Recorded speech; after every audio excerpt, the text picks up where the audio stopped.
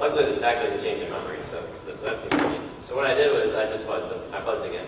So, and like I said, it's technically not brute forcing at this point, but I like it fuzz. So all I did was I started the stack pointer, and I just started moving down the stack and overriding things and getting the crash reports and seeing what would happen. Eventually, I found this one, which shows that the program counter is actually executing on the stack now. So I've actually overwritten a return address for the stack value, and then it returned to that and started executing, and then eventually got a bad instruction. So I got control. And again, I don't particularly know why, but it works. So when I say when I don't know why, obviously I kind of know why, but maybe this might not have even been the first value on the stack I could have overwritten. It might be, it might have had to return 5 times before it got to this value. Or it might not have ever even been a return address. It might have been a function pointer on the stack. I don't know. But all I know is I have control. And then this morning I'm on East Coast time, so I was up at like the crack of dawn today, and I just started looking up. And I came across this on the Apple page. So I gotta give them some credit. At least they're trying to make things more secure. So they want to hire a high-flown security engineer. If you're interested, you can apply to that job. So it's like Captain of the Titanic. I would take it. So that's the first example. The next example I want to talk to you guys about is libpng. So PNG is a file format. I all know that. libpng is used in most open source things to parse PNGs. Not surprisingly.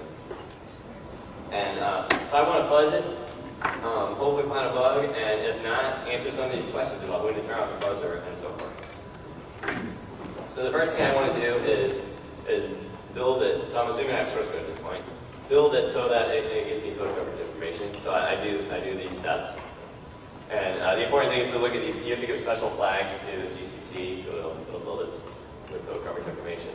The make dies out because you can't really do this code coverage stuff with dynamic libraries. So you have to build it statically. So that big line in the middle of me building the thing statically.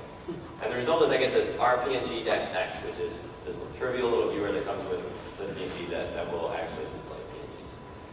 And that's what it is, which is perfect for us. Alright, so now I want to fuzz it. So I'm gonna do dumb fuzzing because it's easier. And for that I need a valid PNG to start with, and then I'm gonna start changing. So what else do you do? I Google for PNG, and the first thing I come across is this PNG on the internet. I get FileCup set up, and then I want to start fuzzing it. This is a file you'll be able to get in a couple days from me. It's just a little like 20-line maybe C program that fuzzes files. It's like totally trivial, but it finds so many bugs you won't believe. It takes 1 to 17 bytes in a file and makes changes to them. So it takes 1 to 17 bytes and changes it to a random value in a file, and it just generates, and then it prints out a new file like that, and it does this 8,000 times. So it'll create 8,000 files that have 1 to 17 bytes that have been changed. That's it. The ultimate in dumb fuzzer technology. And I'm giving that to you for free. Nice. You're welcome. So then I have an even better tool that I'm going to give you too, called script.sh. So it's an even more sophisticated language called bash. What it does is it launches programs and then lets them run for a little bit and then kills them, and that's it. So, and the other thing I want to point out is normally, like I said, what you want to do is you want to attach a debugger to your program you're running to make sure you know when it dies. If you do it on a Mac, you get that for free. So Apple has this cool program called Crash Reporter that monitors all your programs, and when they die, it tells you about it. So you can fuzz on a Mac and you don't have to worry about it. It'll tell you when things crash. So that's why I always fuzz on Mac. Okay, so I took that file I got off the internet, I ran these two little trivial tools, got 8,000 files, and I started running them into this program.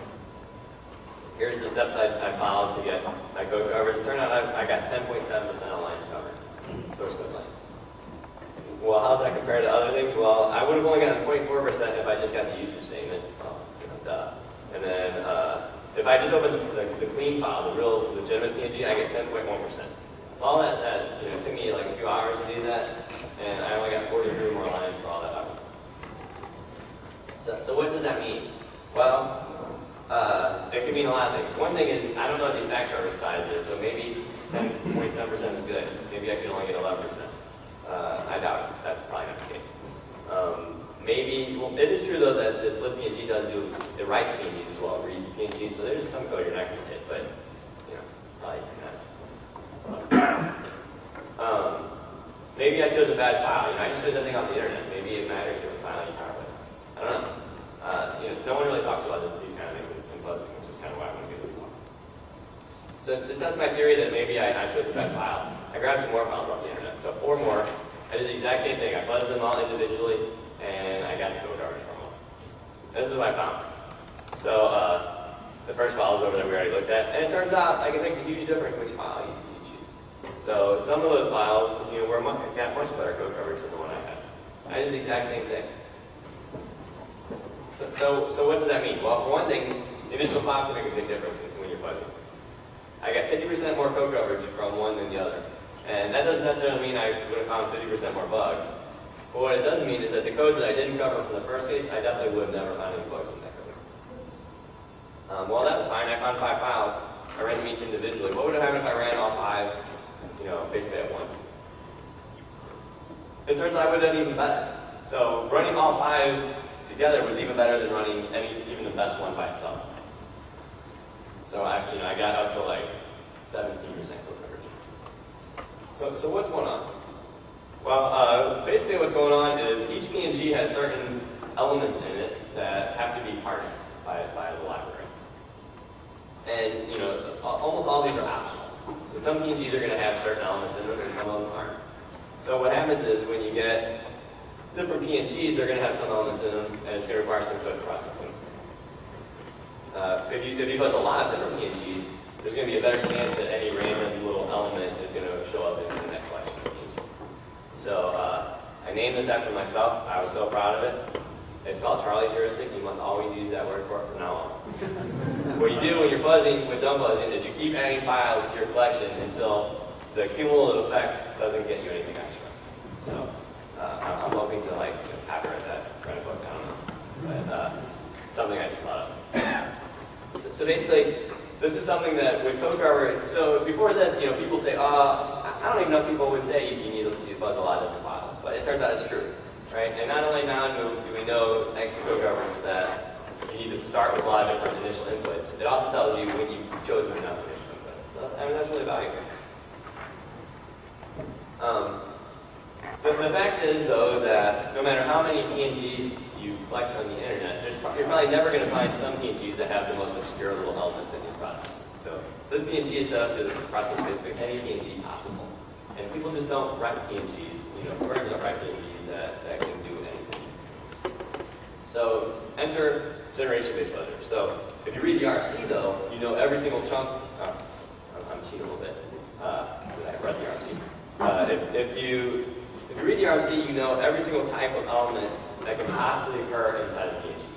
So you can write images that have every single element possible. So in theory, you should be able to test more code that way, and you should do better. And in fact, that's the case. In order to do that, though, it takes a lot of effort because you have to read the RC, understand it, write code that will generate all these PNGs with all the different elements. And this is basically the kind of work you have to do. So I use Spike, which is a generation-based fuzzer. It's been around for a while, by Dave Vitale. And this is basically what it kind of looks like. So you have to go through and tell every byte what it is, can you fuzz it, and but you can generate all these files, and I did it. And again, that'll be available for you if you want. And you can see generation-based fuzzers did do much better. So you got almost 25% of code coverage that way, compared to when we started, we were only at 10%. And again, code coverage doesn't necessarily mean you've done well testing, but certainly you've done better, right? Okay, so basically I use code coverage to measure how much better I would have done using generation-based fuzzers than mutation-based fuzzers. Okay, but you run into this problem again. So this is like an obsession. When do I turn off my fuzzer? Because I fuzz a lot and I don't know when to turn it off. That's why I think about it. So during all this testing for all these slides, what I do? I use mutation and generation-based fuzzers. I generated over 200,000 of these PNGs and ran them in the program. It never crashed once. I like to think I know kind of what I'm doing, so you wouldn't think that I missed something too obvious, but it's like it didn't crash. So what happens? Well, it turns out this is fully common. If you're fuzzing something that's really good, which is what I like to focus on, it's usually it doesn't crash. You're going to fuzz Apache, and you set your buzzer against it. Don't expect to come back in 5 minutes and have it fall over. It's not going to happen. So the question is, what do you do now? And the answer is code coverage. So basically, I've shown you some cool stuff you can do in code coverage. What I want to show you now is the most important thing. Is the bottom line is how many bugs you found. So this is going to tell you how you can find more bugs in code coverage. Because I didn't know, I never told you guys what a PNG looks like. The question is, could you have figured out how to take your initial PNG that got you 10% and do better? Just not knowing anything about PNG, just looking at code coverage. The answer is yeah. So here's what the outcome report looks like, and if you can read it, it's basically a bunch of if this, if this, if this, if this, and you can just look and see exactly what it's looking for, and you could add that to your PNG, and then you would get better code coverage. So there's all these functions that have never been tested with your fuzzing, but you can easily make it good.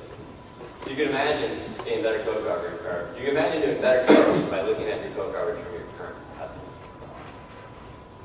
So basically, the algorithm is you find spots which weren't covered, you generate new test cases that then cover this. And again, you know, for the 10th time, the thing to take away from this is not necessarily that code coverage will find bugs, but that code that hasn't been covered, you've definitely not tested, you've definitely not found, you won't find any bugs in that code. Okay, so let me tell you real quick how you can get code coverage in binaries, because you know that's basically what we care about, and you guys probably, a lot of you guys care about hardware, which is even like the next harder level, which I won't get into. But so you have a binary, you want to fuzz it, you want to get code coverage.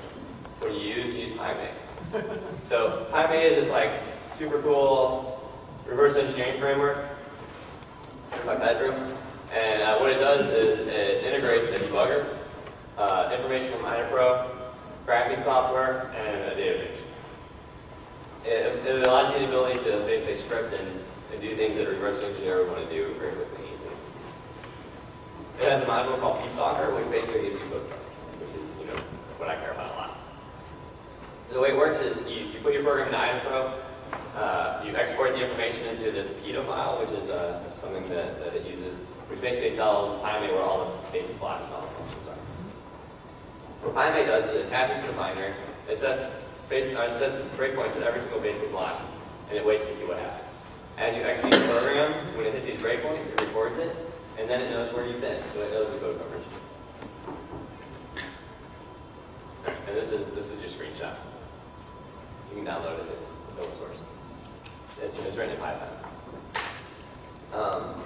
One minor issue is that before I kept launching the PNG viewer over and over and over.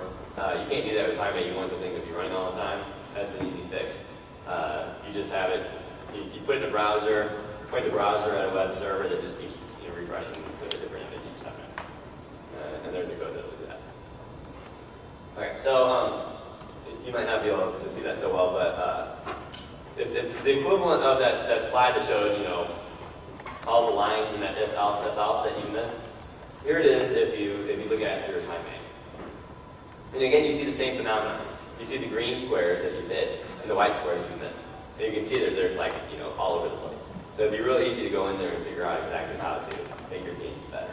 And that's without knowing anything about PNG. So like maybe PNG is in the future it becomes a proprietary protocol, and so you don't know anything about it. But you can still figure out exactly how to make changes to your files to get better testing. So let's do the same exact thing I did before, except we'll only use binary. So take Safari, load it into PyMay, and